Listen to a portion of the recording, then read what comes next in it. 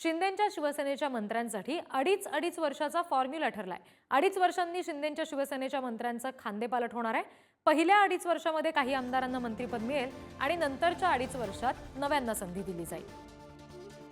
आणखी तपशील आपण घेऊयात प्रतिनिधी पंकज दळवी यांच्याकडून। पंकज, एकंदरीत शिंदेंकडून जो काही प्रयत्न आमदारांच्या बाबतीत होत होता मंत्रिपदाच्या संदर्भात, त्याच्यात कुठेतरी अजूनही पेच आहे असं म्हणायचं का? कारण 2.5 वर्षाचा फॉर्म्युला ठरतोय असं समजतंय।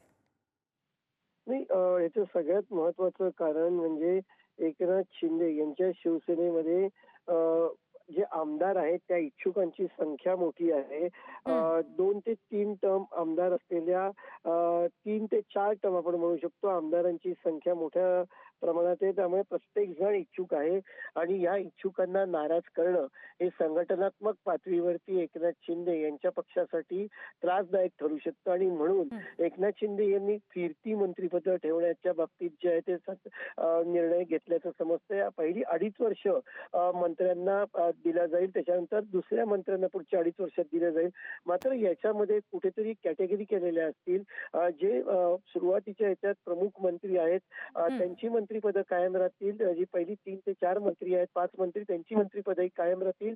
ज्यांच्याकडे प्रमुख मंत्रिपदाचा पदभार असणार आहे, जे ड्रायव्हिंग सीट्स वरती असतील।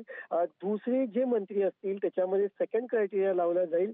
2.5 वर्षामध्ये त्यांचा परफॉर्मन्स नीट नसेल किंवा लोकांकडून त्यांचा फीडबॅक, पक्षाच्या नेत्यांकडनं, आमदारांकडनं फीडबॅक चांगला नसेल, अशा मंत्र्यांचं पहिल्या 2.5 वर्षानंतर संधी जी आहे ती त्यांचे मंत्रिपद जे आहे ते काढून घेतलं जाईल आणि दुसऱ्यांना संधी दिली जाईल।